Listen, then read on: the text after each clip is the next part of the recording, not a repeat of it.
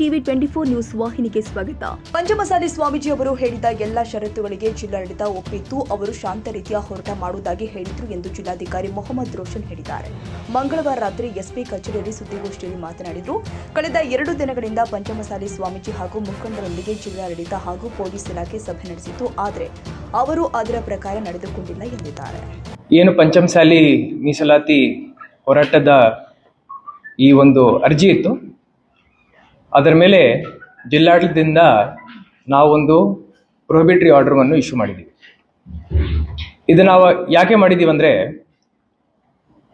ಎಲ್ಲಿಂದ ಎಷ್ಟು ಜನ ಎಲ್ಲಿಗೆ ಬರ್ತಾ ಇದ್ದಾರೆ, ಅದರಿಂದ ಹೈವೇ ಹಾಗೂ ಸಾರ್ವಜನಿಕರು ಯಾರು ಹೈವೇ ಯೂಸ್ ಮಾಡ್ತಾರೆ ಅವ್ರಿಗೆ ಏನು ತೊಂದರೆ ಆಗುತ್ತೆ ಅಂತ ಹೇಳಿ ಆ ಸಂದರ್ಭದಲ್ಲಿ ನಮಗೆ ಮಾಹಿತಿ ಇರಲಿಲ್ಲ.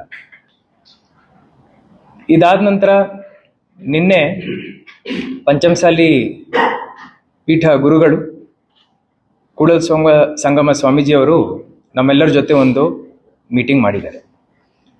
ಆ ಮೀಟಿಂಗಲ್ಲಿ ನಮಗೆ ಇರೋ ಈ ಡೌಟ್ಗಳ ಬಗ್ಗೆ ನಾವು ಪ್ರಸ್ತಾಪ ಮಾಡಿದ್ದೀವಿ. ಬಹಳ ಶಾಂತಿಯಿಂದ ಆ ಮೀಟಿಂಗನ್ನು ಸ್ವಾಮೀಜಿಯವರು ಹಾಗೂ ಇತರರು ನಡೆಸಿಕೊಟ್ಟಿದ್ದಾರೆ. ಜಾಗವನ್ನು ನಿಗದಿ ಮಾಡಿದ್ದಾರೆ. ಕಮಿಷನರ್ ಆಫ್ ಪೊಲೀಸ್ ಅವರು ಆ ಜಾಗ ಕೊಂಡಸ್ಕೊಪ್ಪ ಅಂತ ಏನಿದೆ ಅದನ್ನು ಸ್ವೀಕಾರ ಮಾಡಿದ್ದಾರೆ. ಕನ್ನಡಿಗರ ಮೆಚ್ಚಿನ ನಿಮ್ಮ ಟಿವಿ 24 ಕನ್ನಡ ನ್ಯೂಸ್ ವಾಹಿನಿ ಇದೀಗ ಟಿವಿಯಲ್ಲಿ ಲಭ್ಯ.